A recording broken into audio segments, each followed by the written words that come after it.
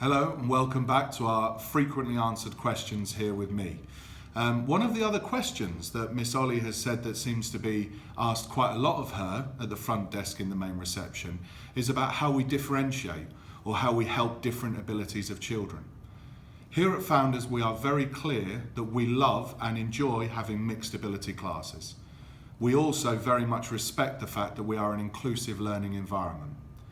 This means that within our classrooms, teachers are very aware of the different abilities that they have, and they understand how to group children together for certain activities. But I do want to make it clear that children are not grouped together at the start of the year and then for the rest of the year they remain in that group. And in fact they may be in one group for English and a different group for maths. We don't stream them except for in the very early years where we use some phonics streaming just to help the development of language. And that's being mindful and respectful of the fact we have 91 different nationalities in our school.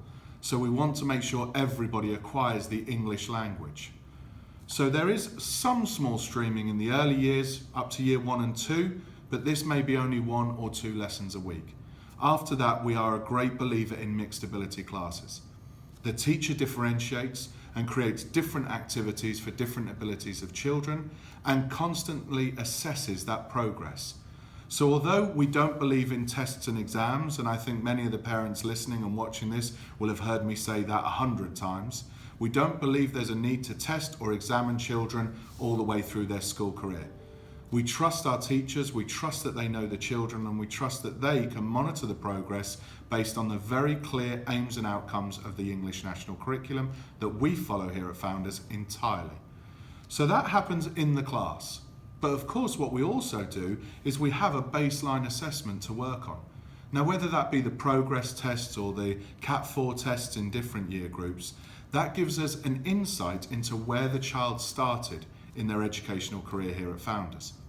And that's something that then in the following year we can benchmark to understand what progress that child has made. And really that's the most important thing for us, the progress a child has made. We're not so concerned about their starting point. We just want to make sure that they're constantly on an upwards trajectory. Now this also helps us, the baseline tests, in identifying children who may be gifted and talented. And I know many parents, and myself being one, we all believe that our children are gifted and talented. And to be honest, we're all correct. They are all gifted and talented in their own way. And certainly they all have special educational needs in their own way as well, as do we adults. However, in the school definition of gifted and talented, this is a very rare, small percentage of children. And the gifted children might have an academic gift. They might be amazing at mathematics, in the top 1% of all of the baseline tests. They may be talented in a particular skill, so it could be in a sport or in dancing. It could be something that's artistic or in drama, for instance, that we notice. And there are various ways that we can differentiate to ensure we challenge and stretch those children, because the biggest cause of those children being bored in class is not being challenged.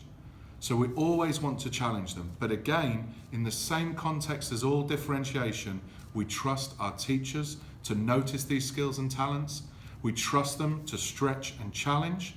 And then overarching that is a school-wide belief that we will find different opportunities, whether that be in student leadership or an external course or a tournament, for those children to go and show those gifted and talented skills beyond our school environment. I hope that's helped answer that question a little bit.